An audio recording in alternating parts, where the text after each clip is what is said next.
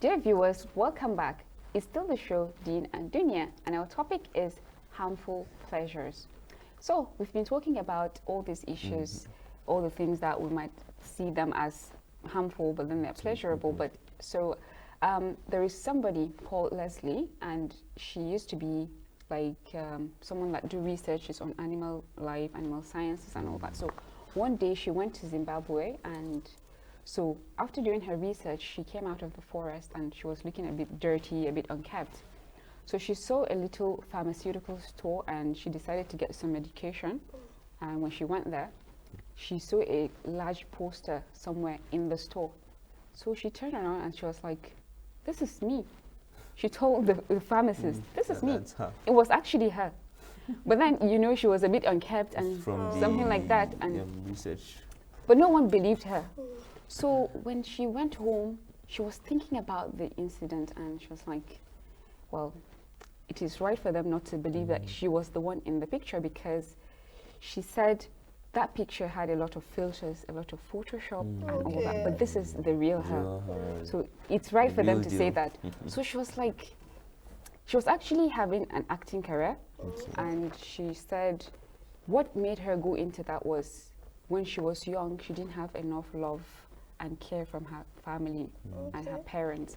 So she thought her only liberation was to find something like acting that is going to put her out there and give her a different identity that people might accept her and validate her.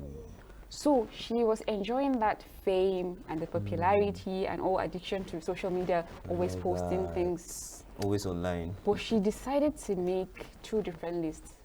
One about her career and what she's enjoying about it. Popularity, the money, you know, all these things. And the other one about her real self and personality. Like where she would like to travel, the cake she would like to eat, I know that. the flavor of frappuccino that she liked to take. And she was like, they were completely different lists. They're contrasting. She was like, so who is she now? She has lost herself. She has lost her identity. And that was the point when she has called her acting career quits. And she said she wanted to just go back to herself.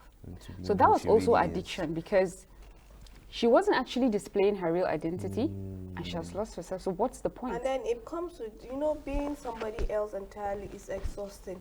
It's just like they said, the truth never ends, but lies, it gets tiring.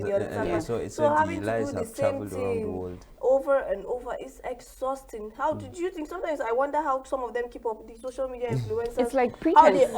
How they come out, you know, they do all these things. You know, I tell them that don't you ever get tired? Or the ones that, you know, even if you spend money to come online and do everything, it's just live feeds. Before you know it, in 2 minutes, onto the next person. Lost in the feed. It's just like, so that I keep telling myself, if you say you want to live your life for all these things, man, you're going to enter inside big hole. Because, take for example, let me give you an example of how marriages are nowadays. Instagram weddings. It has become a serious problem for us that people will not even mind the kind of food they eat because they want to wear the clothes, the vendors, the clothes. I don't even understand how this kind of thing is. You understand? But it becomes a problem even for people. That's why before they get married, you see they've done the card just now. They've just done the nikah, but before they do the wedding ceremony, they take time and all that because they want to prepare, because of the pressure the society puts on them that you have to. At the end of the day, you cowardly finish spending your money, then you end up, you don't have a dime after the wedding, or you have bills to settle. Doesn't even make sense, you know? Common sense. I think we're educated to the extent that we need to understand. Even the white people, the westernization that we're trying to embrace. They don't do these things. They don't, you know, so you see their weddings, they have guest leaders, things on they need to know or on they need to do. You know, but we Africans, everything about us is always heightened. We put ourselves on unnecessary high problems. expectations that we want. People don't understand that the whole thing is just illusion. Like, just look at it. Fantasy.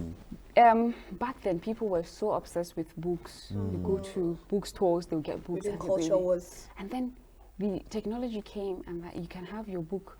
You can have e-book. You can just be swiping, reading. On your Kindle. Then social media came.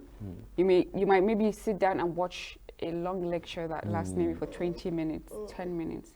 Then transition came. You can watch video 5 minutes.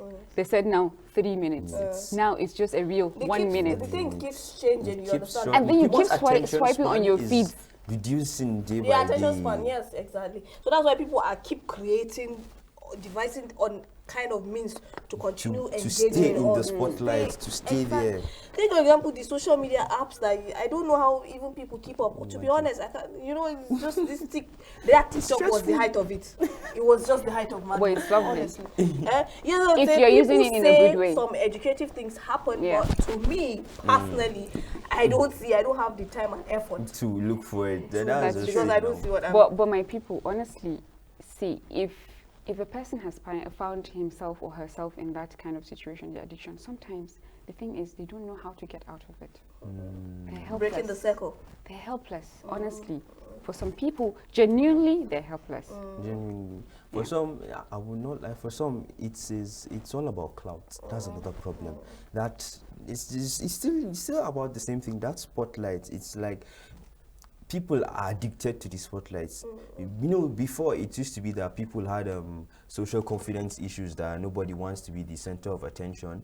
But now, majority of people are now seeking to be that attention. So everything they do, everything that they get, is always directed towards that spotlight. I shall want to be the person everyone is looking we at. ourselves we're culprits. So there are certain things we're addicted to. Everybody has exactly. one thing We have or our the own other. poison, but it's just how to minimize, how to strike that balance. Reduce You understand? it. How to make sure you don't go too far into it. You understand? Where you can minimize. Try to put every other thing in yourself. I myself, this my phone too. Sometimes I wonder. Sometimes my husband will talking to me.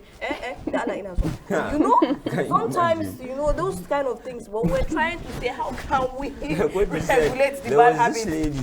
There was this one that I saw of the lady that her own addiction was Instagram. Like, she will be on Instagram. Maybe she makes money. She will from there. live. There's also that. It's a way of living. So. You understand? No, if it's a way of financing, okay, that you won't be addicted to it, because you get tired to a point. You can be addicted but this to one, money. people are always chasing money I now. love money.